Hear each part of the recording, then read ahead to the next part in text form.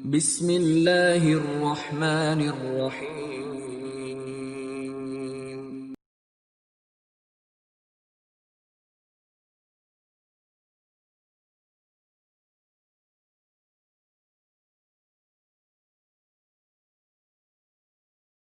Bismillah, Assalamualaikum warahmatullahi wabarakatuh. Alhamdulillah, wassalatu wassalamu ala rasulillah wa ala alihi wa ashabihi ajmain, amma ba'd. Kaifahalukum? Semoga pada pagi hari yang berkah ini kita diberikan oleh Allah Subhanahu wa Ta'ala kesehatan sehingga kita mampu mengikuti kegiatan-kegiatan kita pada hari ini, dan semoga Allah Subhanahu wa Ta'ala memberikan semangat dan kemudahan dalam menuntut ilmu. Sebelum memasuki pembelajaran pada pagi hari ini, marilah kita berdoa kepada Allah Subhanahu wa Ta'ala agar diberikan ilmu yang bermanfaat.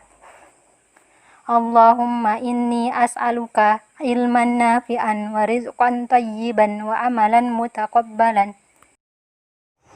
Anak-anakku yang salih, insyaallah hari ini kita akan lanjut mempelajari tematik tema 2, subtema 4, bermain di tempat wisata pada pembelajaran 5 dan 6. Nah, materi yang akan kita pelajari yaitu yang pertama, menjauhi perilaku yang tidak sesuai dengan aturan di tempat wisata. Yang kedua, menceritakan kegiatan wisata. Dan yang terakhir, permasalahan sehari-hari yang berkaitan dengan pembagian.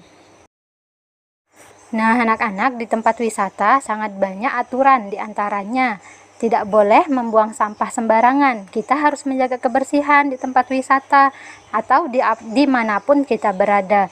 Nah, yang selanjutnya, tidak boleh merusak fasilitas yang telah disediakan dan lain sebagainya.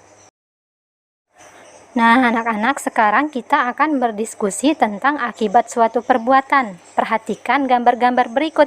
Apakah akibat dari perbuatan-perbuatan yang tertera di gambar tersebut? Nah, anak-anak, di sini terdapat 4 gambar. Nah, gambar ini merupakan contoh perilaku yang tidak baik atau yang tidak patut untuk dicontohi. Gambar pertama, seorang anak laki-laki membuang sampah di sekitar pantai. Apakah akibat perbuatan tersebut, anak-anak? Nah, akibatnya yaitu lingkungan pantai menjadi kotor. Laut yang merupakan tempat tinggal atau habitat hewan laut akan tercemar, ekosistem menjadi rusak dan dapat menyebabkan banjir. Jadi anak-anak, kita tidak boleh membuang sampah sembarangan. Buanglah sampah pada tempat yang sudah disediakan, baik itu di tempat wisata atau dimanapun kalian. Gambar yang kedua, ada 2 anak laki-laki yang mencoret-coret dinding rumah. Ini juga contoh tidak baik ya anak-anak. Jika kita mencoret-coret dinding, rumah akan terlihat kotor dan tidak enak dipandang. Yang ketiga, berlari-larian di kebun binatang.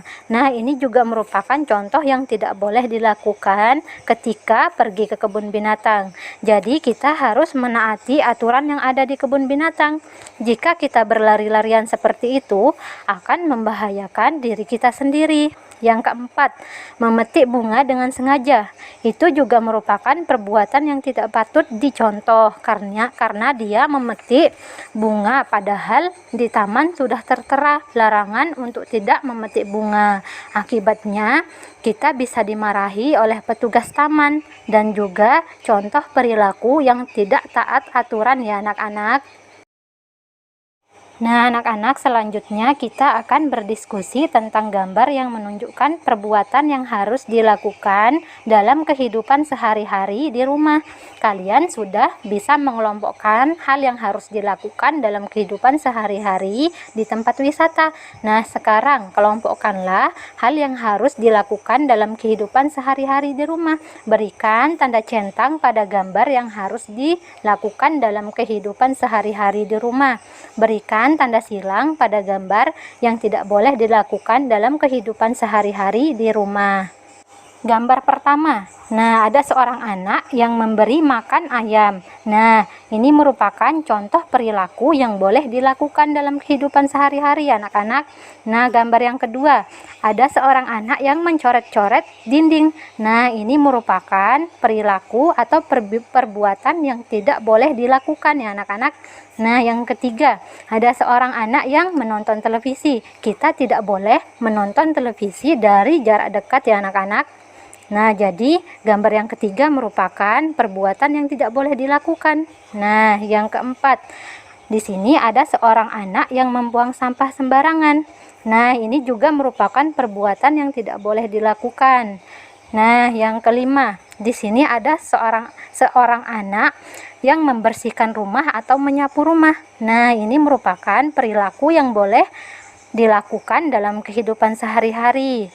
Nah, gambar yang terakhir, ada seorang anak yang sedang merapikan bukunya setelah dipakai. Nah, ini juga merupakan perilaku yang boleh dilakukan dalam kehidupan sehari-hari. Nah, kita lanjut ke pembelajaran 6 ya anak-anak. Halaman 186, buku 3 serangkai, tema 2. Wisata di pedesaan. Sebagai agenda terakhir, Bu Guru mengajak para siswa mengunjungi objek wisata pedesaan. Di sana, para pengunjung melihat keindahan alam dan merasakan udara yang sejuk. Anak-anak bisa terlibat dalam ragam kegiatan pertanian seperti bercocok tanam, pembibitan, perkebunan, dan peternakan. Selain itu, anak-anak juga bisa berlatih menunggang kuda poni, memberi makan kelinci, ayam, dan bebek. Wayan berlatih menunggang kuda dibantu seorang pawang. Dia harus mengikuti aba-aba pawang supaya tidak jatuh. Penunggang kuda harus tenang supaya kuda tidak memberontak. Rasti dan Togar memilih untuk memberi makan ayam dan bebek. Di sana mereka tidak boleh mengganggu unggas yang sedang mengerami telurnya. Beberapa anak yang lain mencoba memetik sayur dan buah. Mereka harus mengikuti petunjuk pemandu supaya tidak salah petik. Nah, anak-anak, selanjutnya kita akan belajar makna beberapa kata yang terdapat dalam bacaan tadi. Nah, yang pertama ada agenda. Agenda merupakan acara yang direncanakan dalam rapat. Yang kedua, pawang. Pawang adalah orang yang memiliki keahlian istimewa. Yang ketiga, ada pemandu. Pemandu adalah penunjuk jalan. Nah, yang keempat, ada unggas. Unggas merupakan hewan bersayap, berkaki dua, berparuh dan berbulu yang mencakup segala jenis burung, dapat dipelihara atau diternakkan sebagai penghasil pangan, yaitu daging dan telur. Nah, yang terakhir ada aba-aba. Aba-aba adalah kata perintah dalam baris berbaris, gerak badan, dan sebagainya. Nah, selanjutnya kita akan membuat kalimat dengan menggunakan 5 kata yang tadi anak-anak. Yang pertama, agenda. Sebagai agenda terakhir, Bu Guru mengajak para siswa mengunjungi objek wisata pedesaan. Yang kedua, pawang. Seorang pawang melatih siswa menunggang kuda. Yang ketiga, pemandu. Saat pergi ke kebun binatang, kami ditemani oleh seorang pemandu wisata. Yang keempat, unggas. Kita tidak boleh mengganggu unggas yang sedang mengerami telurnya. Nah, yang terakhir ada aba-aba. Pak Guru memberi aba-aba sebelum berlari.